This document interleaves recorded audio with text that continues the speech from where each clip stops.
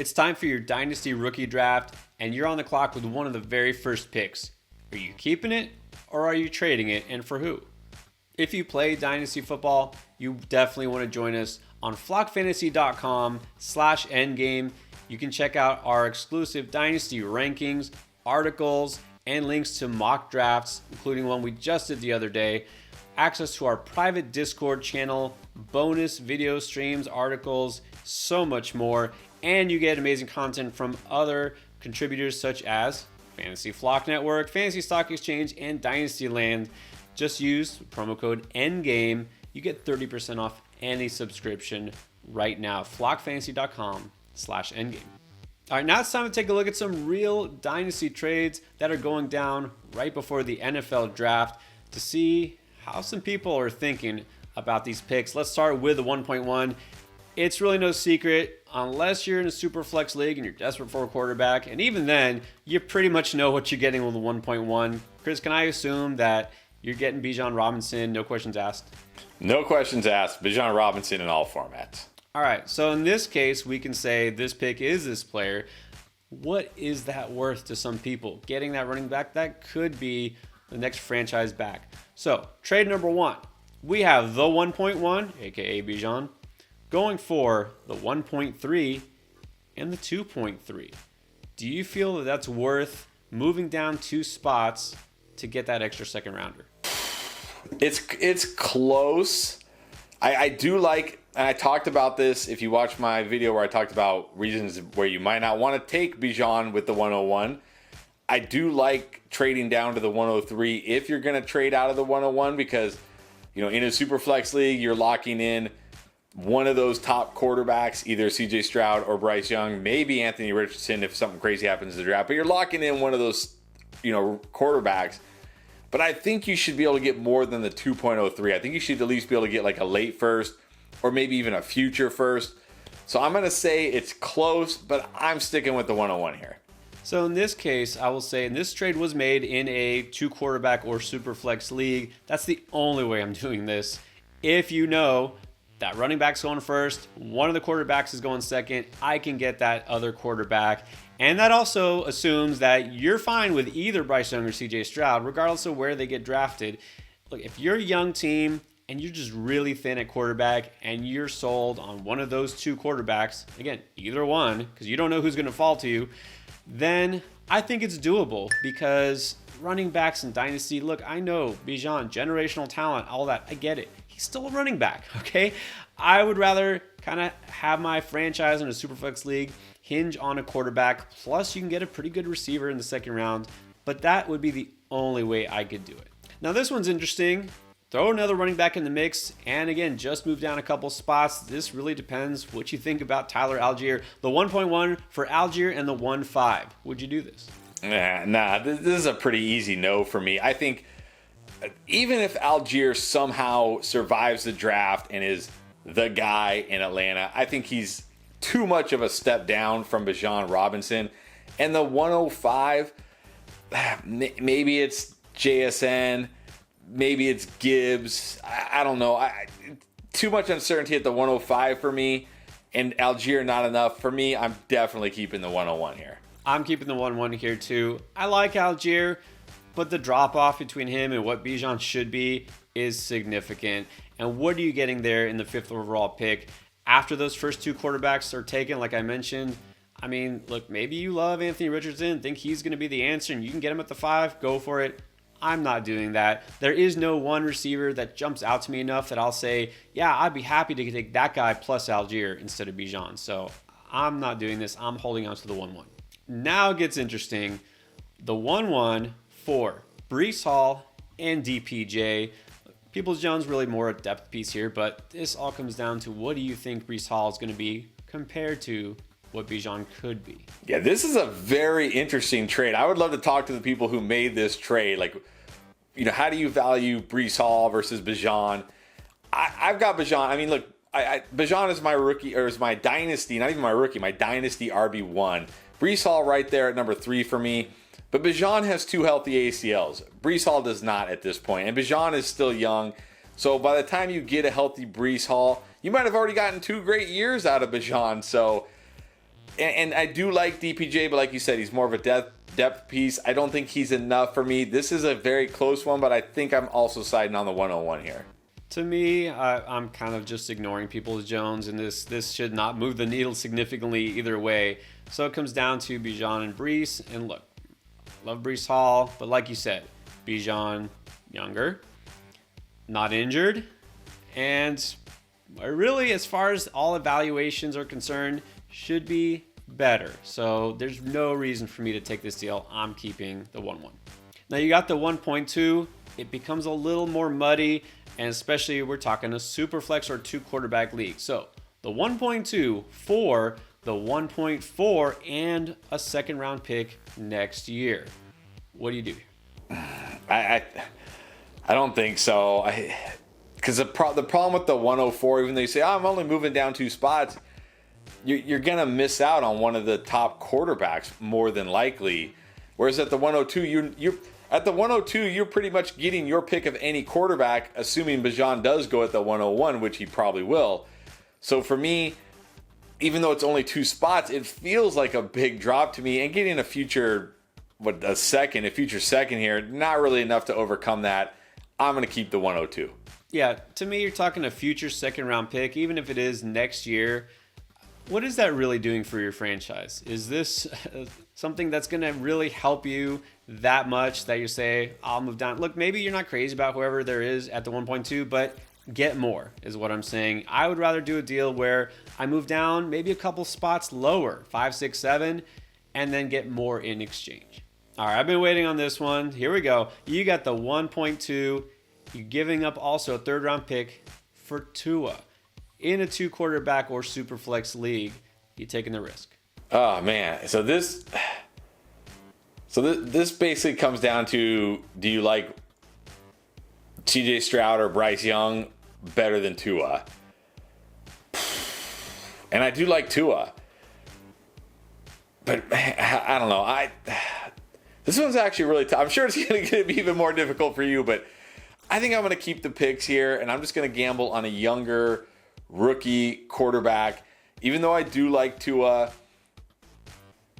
I don't know. It's tough, but I'm gonna gamble on the youth here and go with the picks. Well, let me just say, younger me would have said Tua all the way. I'm going with my guy. I'm not worried about the risk, but I'm going with my head, not my heart here. I really want Tua to be that guy long term. I want him to stay on the field forever and be the next Dan Marino.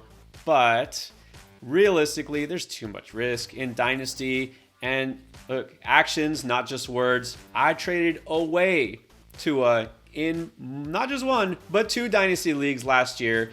I'm sticking to this. I'm not taking the risk. I'll go with one of those guys. And I like Young and Stroud both, I think. Look, maybe this year, Tua plays a full season, has a great season, but long term, I think you'll be happier that you had one of those younger guys.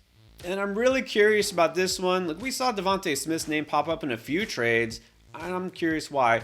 You got the 1.2, getting Devonta Smith and a future first-round pick for 24. What do you think about this?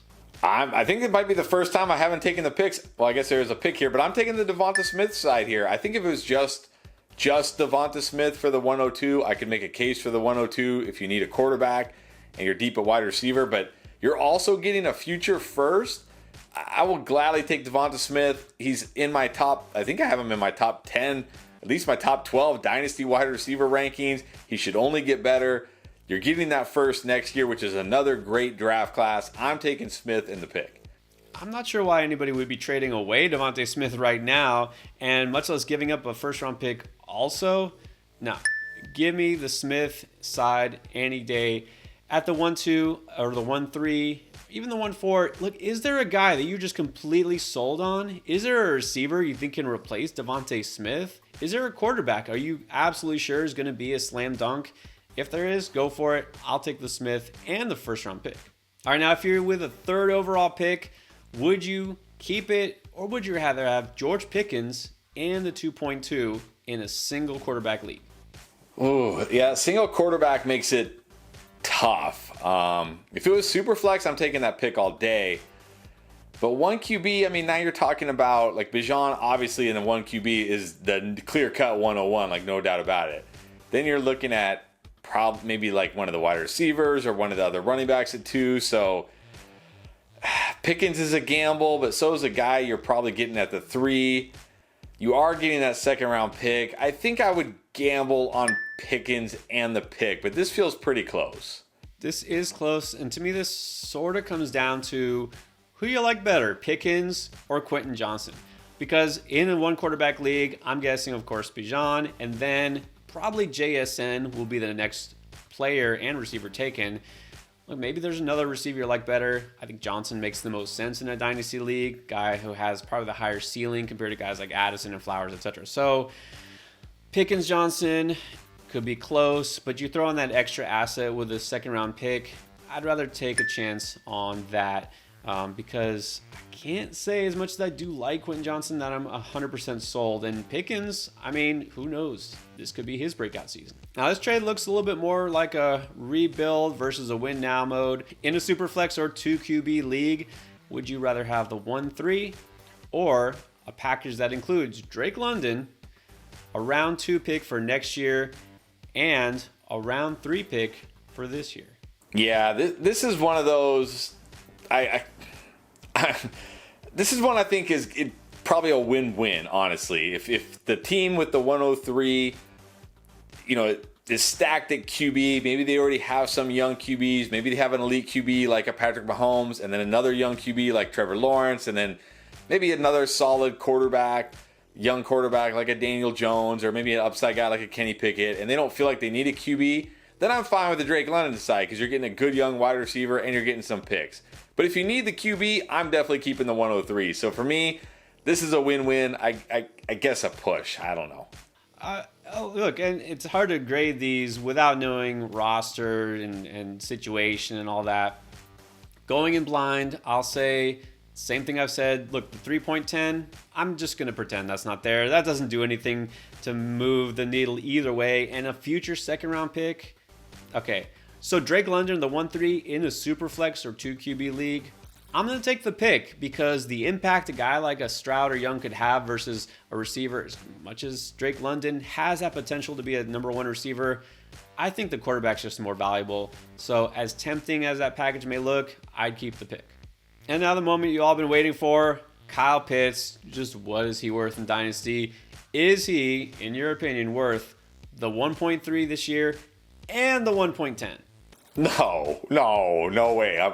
Give me the picks all day. Give me the picks all day, especially in a 2 QB Superflex league. You're getting a young quarterback, and at the 10, look, a lot of people are down on this draft class because there's not like an elite Jamar Chase type receiver, but there's a lot of very good wide receivers. There's a lot of very good quarterbacks. I shouldn't say there's a lot of very good quarterbacks, but there's like 4 or 5 good quarterbacks.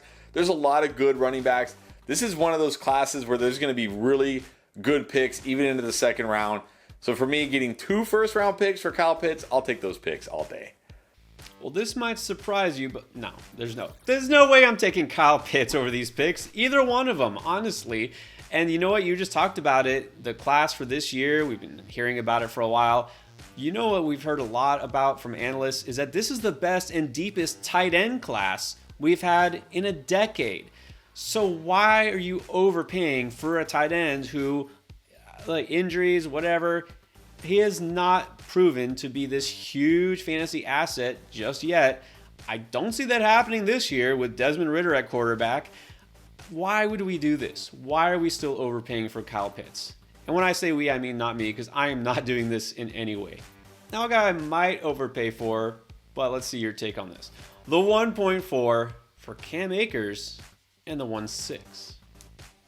So you're moving down 2 spots, and now we're at the 104. So you maybe will be a quarterback here. If Richardson or somebody goes off early in the draft, maybe it'll be one of the running backs. Maybe it'll be the first wide receiver off the board. And you're only moving down 2 spots to the 6. And unlike the other trade we talked about, where I didn't like moving down 2 spots because I felt like you're going to miss out on one of the QBs, you've already missed out on the QBs. So I think moving down 2 spots is not bad at all. And you're getting Cam Akers, who looked good down the stretch last year, is still very young.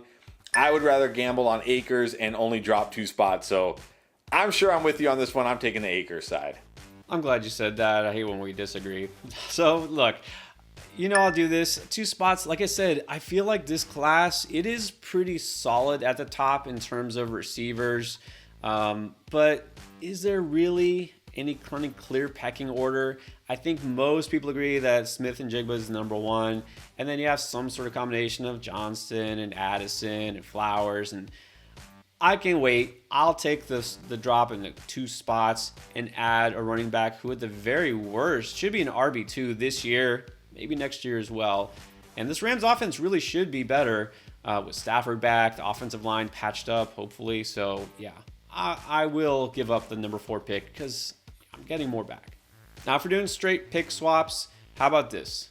The 4th overall pick for the 1.10 and a future first-round pick for next year. Yeah, this is 1 QB, so that definitely changes we were just talking about the depth in this draft. Well, part of the depth is the fact that there could be 4, even 5 quarterbacks drafted, inside the first 2 or 3 rounds. Those guys kind of start to fall now in 1 QB, so it does hurt the depth a little bit. But I mean, still, you're getting the number 10 pick in this year's draft, plus a first in next year's draft. I think, again, going from the 4 to the 10 in 1 QB is not a huge drop. I think it's enough getting that first next year, which should be another great draft class. I'm taking the 2 picks. And just look at it logically. Whoever you take at number 4 could bust, could get injured, out for the season. Whoever you take at the 10th pick, same thing. So either way, if that turns out to be equal, maybe the guys are the same in terms of production, maybe one guy is just out of the equation. Either way, the side that has the 2 picks, guess what? They still come out ahead because they have that extra pick. It's kind of that fail-safe there. More assets is always better. You say, well, I'm not playing for next year. I'm playing for this year.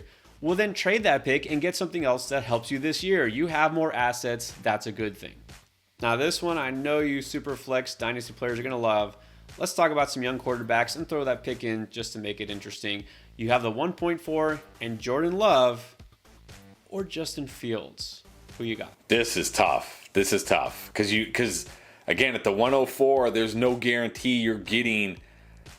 I mean, you can take a quarterback at the 104, of course, and you could take Richardson or Levis or even maybe Hendon Hooker if he goes up high like people are talking. But do you feel as good about them as you do Justin Fields? And I do like Jordan Love. He's going to have a chance to show what he can do this year. He could be the starter long term. Ah, man. Is that worth giving up Fields and maybe getting, Jordan Love and JSN or Jordan Love and one of these other quarterbacks just to get a quarterback? I don't know. In Superflex, an elite QB, like an elite fantasy QB like Justin Fields, I just think that's worth too much. I'm going to keep Fields. I'm tempted to keep Fields because, I'm pretty sure I'm higher on him than Jordan Love, right? This is a Superflex league or 2 quarterback, and Jordan Love still has some good value in Dynasty right now. So here's what I'm doing. I'm keeping the 1-4. I'm taking either a quarterback if he falls to me or that top receiver in JSN. And then I'm trading Jordan Love for something else. That's what I'm doing. I'm maximizing that value because I still like having that 4th pick. And even though I don't necessarily feel Love is destined to flop, I'm also not sold on him either. But I'm going to try to go ahead and flip him. And if you're making this deal because, Jordan Love is your starting quarterback and you're worried, you probably need more help than just what you're getting with 1 quarterback in Justin Fields. So I'm either getting another early draft pick instead or maybe just a better quarterback. Now, you know how we feel about those early draft picks. How do we feel about some of these rookie players that are about to get drafted early? Check out who is skyrocketing up our rankings.